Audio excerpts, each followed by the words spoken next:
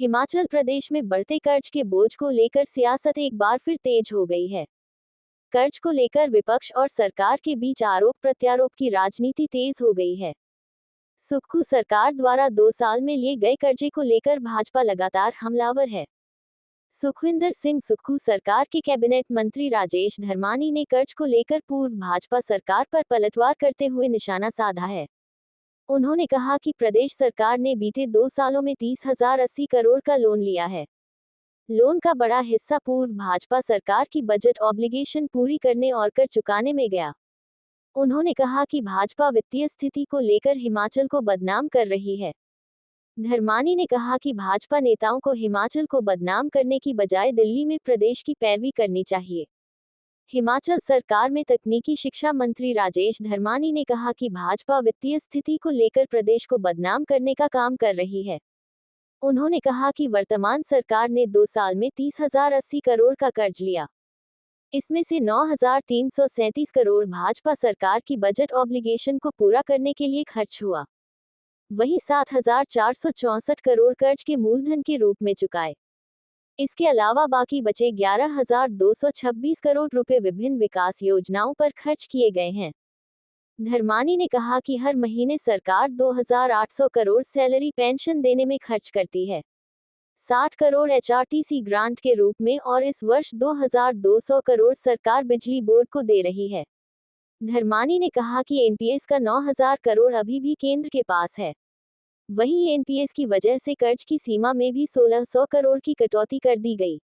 उन्होंने कहा कि बीजेपी प्रदेश की वित्तीय स्थिति को लेकर दुष्प्रचार कर रही है।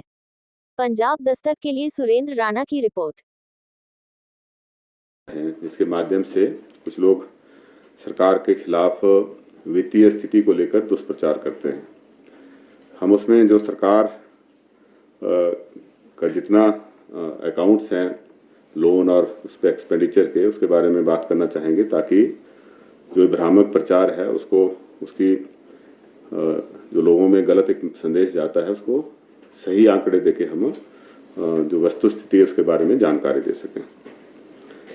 इसमें जो ज़्यादातर लोन हैं, आप जानते हैं कि जब वर्तमान सरकार 11 दिसंबर 2022 को, जब वर्तमान हमारे मुख्यमंत्री जी श्री सुखविंदर सिंह सुक्खू जी ने और उप मुख्यमंत्री जी ने शपथ ली थी, अग्निहोत्री जी ने, उस दिन हमारे ऊपर जो हमें विरासत में कर्जा मिला था वो 75,000 करोड़ था, और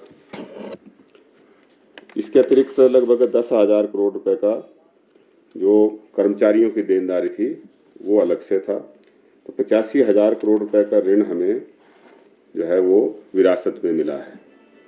लेकिन हैरानी इस बात की है कि जो लोग इसके लिए जिम्मेदार हैं वही जो है आज लोगों में ये साबित करना चाहते हैं कि वर्तमान सरकार जो है इसके लिए दोषी है और अपने आप को उस पाप से मुक्त होना चाहते हैं, जबकि वो पाप उन्होंने किया है वित्तीय कुप्रबंधन करके, और इसकी जिम्मेवारी उनकी बनती है।